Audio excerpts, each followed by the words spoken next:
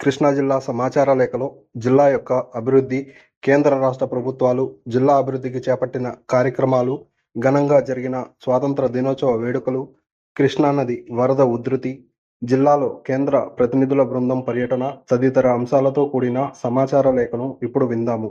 వ్యాఖ్యానం సామా సునీల్, కృష్ణా జిల్లా ఆకాశవాణి ప్రతినిధి. నూతనంగా రాష్ట్ర ప్రభుత్వం ఏర్పడిన తరువాత స్వాతంత్ర దినోత్సవ వేడుకలను ఎంతో ఘనంగా నిర్వహించాలని జిల్లా కలెక్టర్ డికే బాలాజీ అధికారులతో సమీక్షా సమావేశం ఏర్పాటు చేశారు. పోలీస్ పెరేడ్ గ్రౌండ్ నందు స్వాతంత్ర దినోత్సవ ఏర్పాట్లను జిల్లా ఎస్పీ గంగాధర్రావు పర్యవేక్షించారు. ముఖ్య అతిథిగా రాష్ట్ర మంత్రి కొల్లు రవీంద్ర పాల్గొని జాతీయ జెండాను ఎగురవేశారు. ఎన్డీఏ కూటమి సహకారంతో రాష్ట్రంలో జిల్లాను అభివృద్ధి పథంలో నడిపించేందుకు అన్ని చర్యలు చేపడుతున్నట్లు తెలిపారు. పేద ప్రజలకు ₹5కే మధ్యాహ్న భోజన పథకం అందించేందుకు అన్నా క్యాంటీన్ల ఏర్పాటు, వృద్ధులకి పెన్షన్లు ₹3,000 నుంచి ₹4,000, వికలాంగులకు ₹6,000 పెన్షన్ను అందిస్తున్నట్లు తెలిపారు. కృష్ణా జిల్లా ఆరోగ్య వైద్య శాఖ అధికారిని డాక్టర్ గీతాబాయ్ జిల్లాలో వైరల్ డెంగ్యూ జ్వరాలు ప్రబలకుండా వైద్యాధికారులు ప్రజలకు వైద్య సేవలు అందించాలని అధికారులను ఆదేశించారు.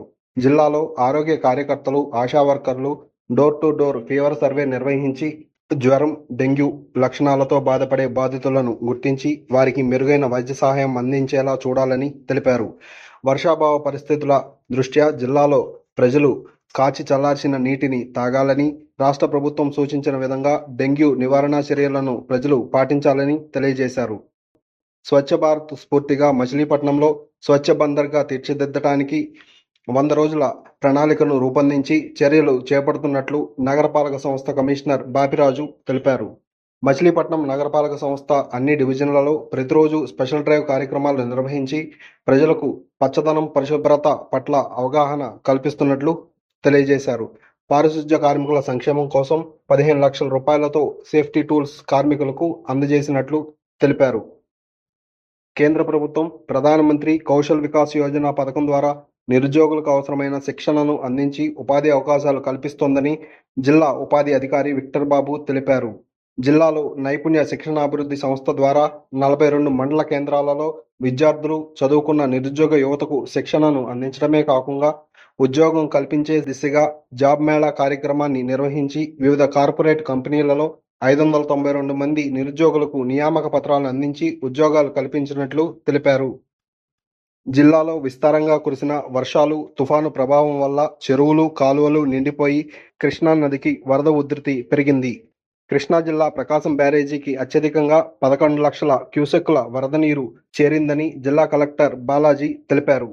వరద నీరు ఎక్కువగా రావడం వల్ల గన్నవరం, గుడివాడ, పెనమలూరు నియోజకవర్గాలలో పంట పొలాలు, లోతట్టు ప్రాంతాలు జలమయమయ్యాయి.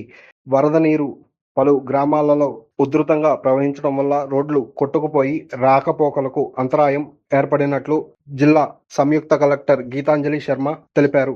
వరద సహాయక చర్యలకు అవసరమైన అన్ని ఏర్పాట్లను రాష్ట్ర ప్రభుత్వం అందిస్తోందని, బుడమేరు కాలువకు నీటిపారుదల శాఖ ఇంజనీర్లు, ఆర్మీ అధికారులను రంగంలోకి దింపి గండ్లు పూడ్చేందుకు చర్యలు చేపట్టామని రాష్ట్ర మంత్రి కొల్లు రవీంద్ర తెలిపారు. కేంద్ర ప్రభుత్వ సహకారంతో ఎన్డీఆర్ఎఫ్, ఎస్డీఆర్ఎఫ్ లోతట్టు ప్రాంతాలలో ప్రజలను రక్షించేందుకు సహాయ చర్యల్లో పాల్గొన్నారని తెలియజేశారు.